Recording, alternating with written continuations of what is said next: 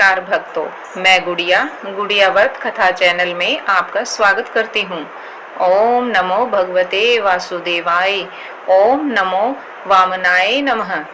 भक्तों, आप सभी को वामन द्वादशी की बहुत बहुत शुभकामनाएं।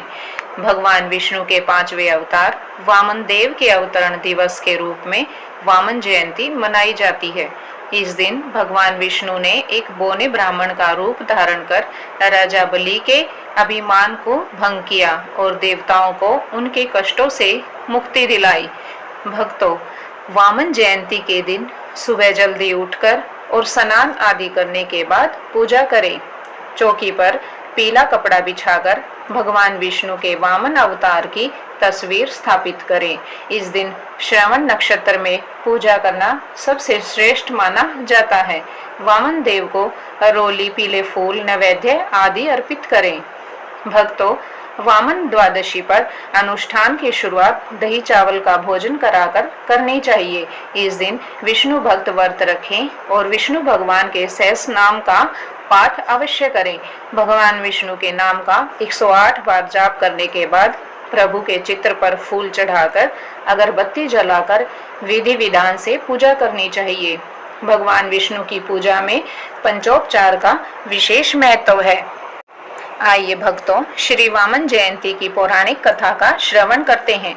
प्राचीन काल में दैत्यराज प्रहलाद के पौत्र और विरोचन के पुत्र राजा बलि एक महान पराक्रमी और दानवीर राजा थे। अपने तपोबल और बाहुबल से उन्होंने तीनों लोकों पर अधिकार स्थापित कर लिया था। यही नहीं, स्वर्ग के राजा इंद्र को पराजित कर उन्होंने देवलोक पर भी अपना आधिपत्य स्थापित कर लिया। अपने स्थायी साम्राज्य के लिए राजा बलि ने अश्वमेध यज्ञ का आयोजन किया, जिससे भयभीत सभी देवता इस संकट से मुक्ति पाने के लिए भगवान विष्णु की शरण में गए।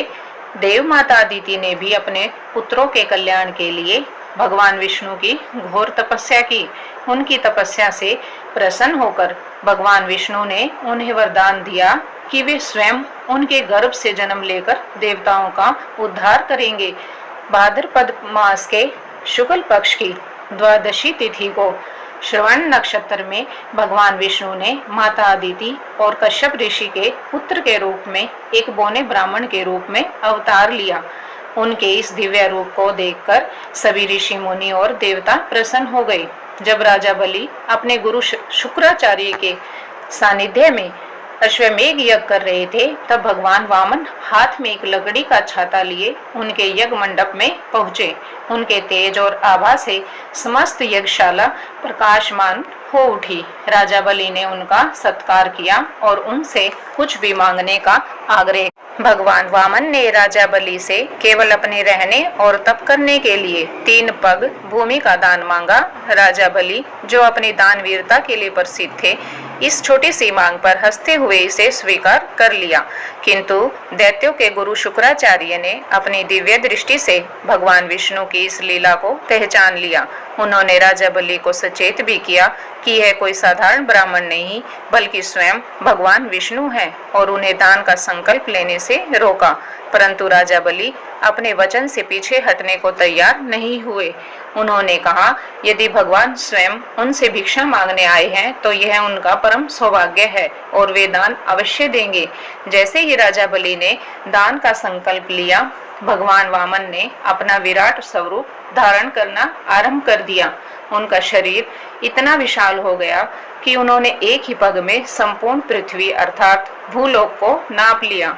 अपने दूसरे पग में उन्होंने स्वर्ग अर्थात देवलोक स्थित सहित अंतरिक्ष को नाप लिया। अब तीसरा पग रखने के लिए कोई स्थान शेष नहीं था।